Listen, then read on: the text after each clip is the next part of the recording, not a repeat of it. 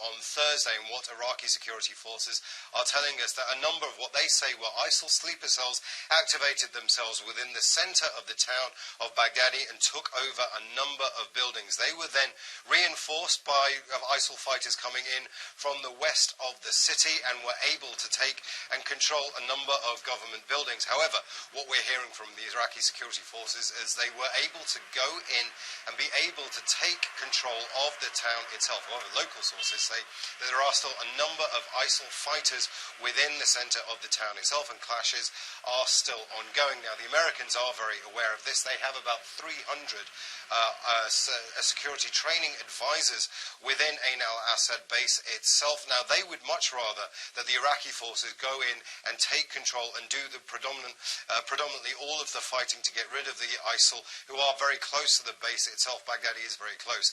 But what we've seen time and time again is this tactic of taking over a town and a village near a government base and using that as a staging post. Now, there are conflicting reports as to whether ISIL fighters still remain in the center of Baghdadi itself. However, it is a tactic we've seen time and time again from ISIL fighters, and it is a real concern. This is very disheartening to see that the Obama administration is not willing to immediately go into action. It just makes you wonder what the Obama administration really has in mind. Are they wanting U.S. soldiers to be taken captive? You know, they would probably surely outwardly say no, but it is very discouraging to see that they have not immediately done something about this situation, at least strengthen the arms that are there. 400 or 300 Marines is by no means able to withstand thousands of ISIS military people coming in on a base rapidly. So I just have to question the Obama administration and what their intentions are in this particular case here. Again, very serious breaking news. Al-Baghdadi has fallen to ISIS hands, a city right next to Ain al-Assad, a military training base. United States Marines in this base in Iraq. I'm Stephen Ben-Nun with Israeli News Live.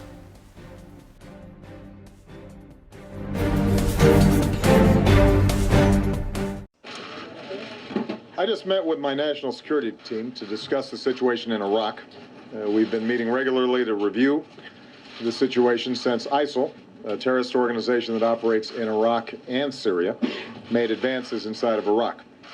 As I said last week, ISIL poses a threat to the Iraqi people, to the region, and to U.S. interests. So today I want to provide you an update on how we're responding to the situation. First, we are working to secure our embassy and personnel operating inside of Iraq. As president, I have no greater priority than the safety of our men and women serving overseas. So I've taken some steps to relocate some of our embassy personnel, and we've sent reinforcements to better secure our facilities. Second, at my direction, we have significantly increased our intelligence, surveillance, and reconnaissance assets so that we've got a better picture of what's taking place inside of Iraq. And this will give us a greater understanding of what ISIL is doing, where it's located, and how we might support efforts to counter this threat. Third, the United States will continue to increase our support to Iraqi security forces. We're prepared to create joint operations centers in Baghdad and northern Iraq to share intelligence and coordinate planning to confront the terrorist threat of ISIL. Through our new Counterterrorism Partnership Fund, we're prepared to work with Congress to provide additional equipment. We have had advisors in Iraq through our embassy, and we're prepared to send a small number of additional American military advisors, up to 300, to assess how we can best train, advise, and support Iraqi security forces going forward. American forces will not be returning to combat in Iraq, but we will help Iraqis as they take the fight to terrorists who threaten the Iraqi people, the region, and American interests as well. Fourth, in recent days, we've positioned additional U.S. military assets in the region. Because of our increased intelligence resources, we're developing more information about potential targets associated with ISIL. And going forward, we will be prepared to take targeted and precise military action if and when we determine that the situation on the ground requires it. If we do, I will consult closely with Congress and leaders in Iraq and in the region. I want to emphasize, though, that the best and most effective response to a threat like ISIL will ultimately involve partnerships where local forces, like Iraqis, take the lead. Finally, the United States will lead a diplomatic effort to work with Iraqi leaders and the countries in the region to support stability in Iraq. At my direction, Secretary Kerry will depart this weekend for meetings in the Middle East and Europe, where he'll be able to consult with our allies and partners. And just as all Iraqis' neighbors must respect Iraq's territorial integrity, all of Iraq's neighbors have a vital interest in ensuring that Iraq does not descend into civil war or become a safe haven for terrorists. Above all, Iraqi leaders must rise above their differences and come together around a political plan for Iraq's future. Shia, Sunni, Kurds, all Iraqis must have confidence that they can advance their interests and aspirations through the political process rather than through violence. National unity meetings have to go forward to build consensus across Iraq's different communities. Now that the results of Iraq's recent election has been certified, a new parliament should convene as soon as possible. The formation of a new government will be an opportunity to begin a genuine dialogue and forge a government that represents the legitimate interests of all Iraqis. Now, it's not the place for the United States to choose Iraq's leaders. It is clear, though, that only leaders that can govern with an inclusive agenda are going to be able to truly bring the Iraqi people together and help them through this crisis. Meanwhile, the United States will not pursue military options that support one sect inside of Iraq at the expense of another. There's no military solution inside of Iraq, certainly not one that is led by the United States. But there is an urgent need for an inclusive political process, a more capable Iraqi security force, and counterterrorism efforts that deny groups like ISIL a safe haven. In closing, recent days have reminded us of the deep scars left by America's war in Iraq. Alongside the loss of nearly 4,500 American patriots, many veterans carry the wounds of that war and will for the rest of their lives. Here at home, Iraq sparked vigorous debates and intense emotions in the past, and we've seen some of those debates resurface. But what's clear from the last decade is the need for the United States to ask hard questions before we take action abroad, particularly military action. The most important question we should all be asking, the issue that we have to keep front and center, the issue that I keep front and center, is what is in the national security interests of the United States of America. As Commander-in-Chief, that's what I stay focused on. As Americans, that's what all of us should be focused on. And going forward, we will continue to consult closely with Congress. We will keep the American people informed. We will remain vigilant, and we will continue to do everything in our power to protect the security of the United States and the safety of the American people. So with that, I'm going to take a couple of questions. I'll start with Colleen McCain Nelson of the Wall Street Journal. Thank you, Mr. President. Do you have any confidence in Prime Minister Maliki at this point, and can Maliki...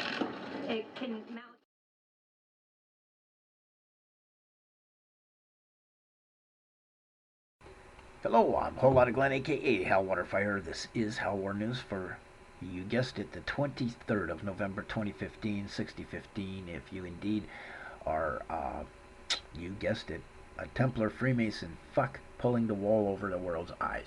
On Hal Wars. Bashar al-Assad, ISIS, didn't start in Syria, established under American.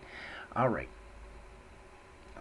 I feel vindicated finally, as all my videos proving ISIS is an American State Department hired military contractor scam of bullshit starting to come out in the news.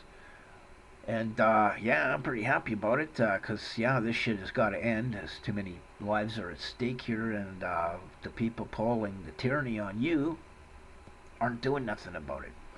ISIS will not park its trucks so neatly again because Russia airstrikes destroyed numerous trucks that were undistributed or undisturbed by Obama's pinprick airstrikes. Yes. Remember how I was telling you how Obama would go in there and drop a bunch of bombs and nothing would hit, and then he would leave. It was kind of like a hit and run tactic. Did that video a couple months ago. It's looking more and more like ISIS's bombing of a Russian passenger jet, which it is boasting about in its propaganda on Wednesday, was a serious miscalculation for the group. Perhaps a bigger turning point in all of this bullshit is Paris.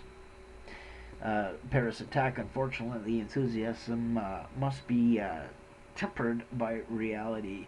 All right, let's get down to the nitty-gritty. According to what a few American officials said, including Hillary Clinton, Hal Wars has that video live for you to see on my channel, Al-Qaeda was created by the Americans with the help of Saudi Wahhabi money and ideology.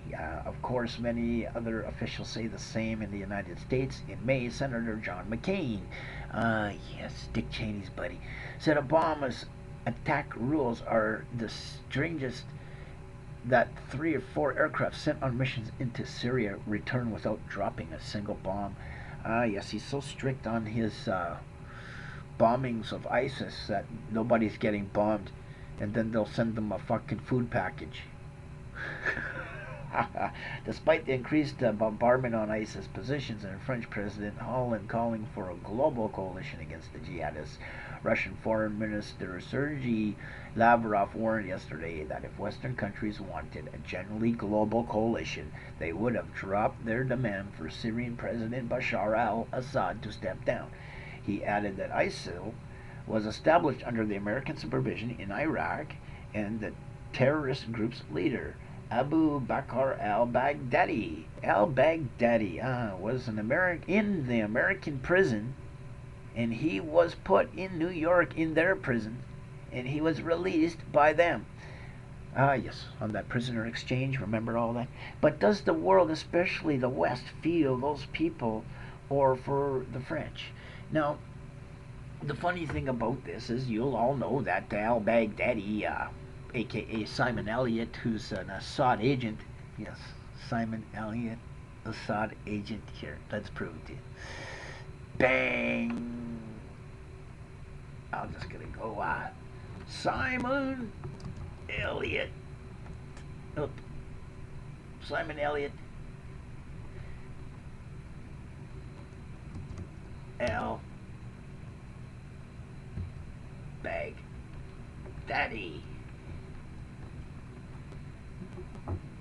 There we go. Here's a picture of al-Baghdadi with John McCain. This is when they were first doing the op. Oh, here we go. John McCain with his little terrorist buddies. Yes, John McCain got caught red-handed. There's a good shot of al-Baghdadi. There you go, John McCain, al-Baghdadi. There he is again. There he is again. There he is again. So there you go. Caught red-handed. Back to the story. So there's your proof. Al-Baghdadi is Simon Elliott, Mossad agent. John McCain pictured with him. You know, I've done this story. I've been on this ISIS thing since it started, exposing it as military contractors. Blackwater hired military contractors that started in Iraq, just like this story says. And yeah, they been just on a terror ever since, and nobody's doing anything about it. They're dropping food to these guys. They're not dropping bombs to them. And it's all for that Golan oil in Syria, on the Syrian side of Golan Heights, that Jacob Rothschild, Rupert Murdoch, Dick Cheney, and of course James Woolsey, CIA director, are after that oil in the Golan Heights, and this is what it's all about. Hell, word news. I'm out. You are thinking about running